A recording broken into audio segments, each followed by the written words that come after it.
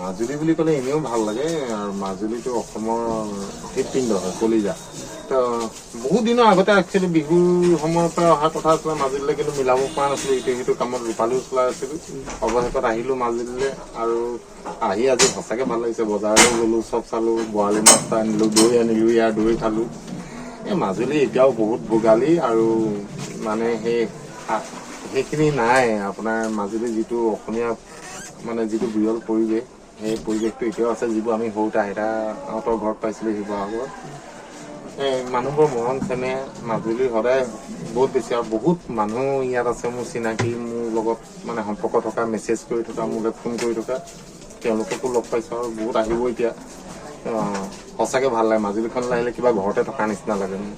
সেইটোৱে দেখা পাইছোঁ। নহয়, এতিয়া একচুৱেলি ৰাতিপুৱা হৈ আছে, মই ইমানখিনি ডিফাৰেঞ্চখিনি গম পোৱা নাই, কিন্তু মাজুলীখন খুব বৰ বেছিকৈ ডেভেলপ হৈছে, খুব বেছিকৈ আগবাঢ়ি গৈ আছে আৰু ভাল লাগে যে এনেকুৱা এখন আধ্যাত্মিক জেগা এনেকুৱা এটা স্তৰলৈ গতি কৰিছে।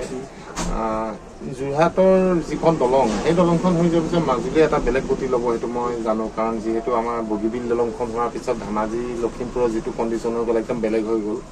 তেনেকৈ মাজুলীখনো খুব ভাল হ'ব। মই খালি এটাই আশা কৰিম, মাজুলীৰ যিটো আধ্যাত্মিকতা আছে আৰু যিটো আত্মা আছে, আত্মাটোক যাতে অকণমান দাগি নালাগে, অকণমানো যাতে সাল সলনি নহয়। কাৰণ মাজুলীৰ মানুহ বুলি ক'লে মৰম চেনেহে আৱৰা হয়। সেইখিনি গোটেই অসমৰ মানুহে জানে, গোটেই মানে যিবোৰ মানুহ মাজুলীলৈ আহে সকলোৱে জানে যে মাজুলীৰ মানুহ মৰমত মানে খুব বেছি মানুহক মৰম দিব পাৰে, তেওঁলোকেও মৰম বিচাৰে।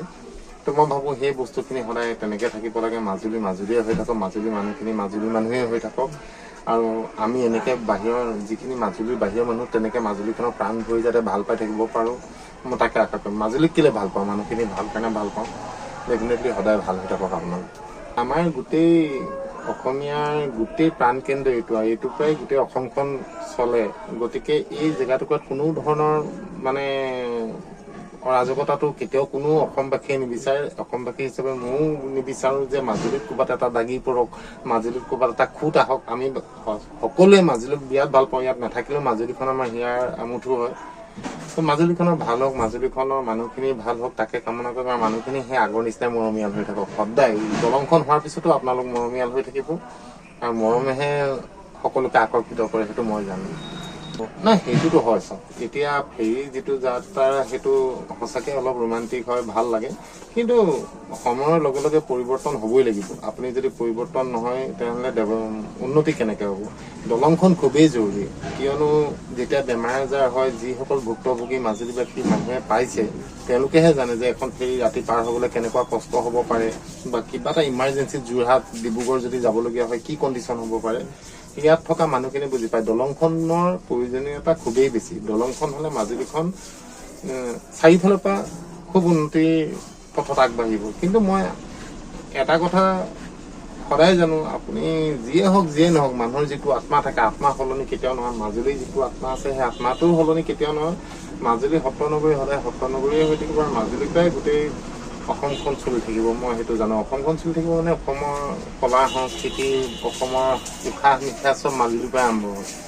তো মই সদায় এটাই আশা কৰিম, মাজুলীখন সদায় ভাল হওক, মাজুলীখন উন্নতি আটাইতকৈ ওপৰলৈ যাওক, আৰু মাজুলীবাসীয়ে সকলো সুবিধা লাভ কৰক, যিবোৰ আমি তিনিচুকীয়াত পাওঁ, যিবোৰ যোৰহাটত পাওঁ, এওঁলোকে কিয় পাব নালাগে?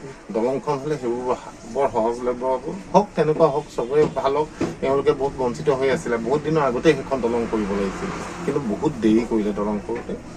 কিন্তু এতিয়া যি হ'বলৈ গৈ আছে, খুব ভাল হ'বলৈ গৈ আছে। মাজুলীখনৰ ভাল হওক, তাকে ভাবিছোঁ। নাই, ড্ৰাইভাৰ হ'ব নালাগে, কিন্তু অনাগত দিনত যিবোৰ গাড়ী আহিব, সেইবোৰ চলাবলৈ কোৱালিফিকেশ্যনৰ খুবেই দৰকাৰ হ'ব। এইটো প্ৰফেশ্যন হিচাপে ল'ব পাৰি যদি সেইটো লেভেলত গুচি যায়। কিন্তু এতিয়া আমি যিটো কণ্ডিশ্যনত জীয়াই আছোঁ, এইটো কণ্ডিশ্যনত মই কাকো নকওঁ আপোনালোকে ড্ৰাইভাৰ হোৱা, তোমালোকে আহা, ইয়াত তেনেকুৱা একো নাপাবা। কিন্তু যেতিয়া এইটো এটা ছিষ্টেমৰ মাধ্যমেদি এটা হ'ব, মানে তুমি এটা পৰীক্ষা দিব লাগিব, পৰীক্ষাত পাছ কৰাৰ পিছত বা তোমাৰ ইমানটো কোৱালিফিকেশ্যন থাকিলে তুমি এখন গাড়ী ড্ৰাইভাৰ হ'ব পাৰিবা। তাৰপিছত ড্ৰাইভিং লাইনটো খুব ভাল লাইন, আৰু মজা লাগে। ইয়াত জীয়াই থাকি ভাল লাগে, ফূৰ্তি কৰি ভাল লাগে।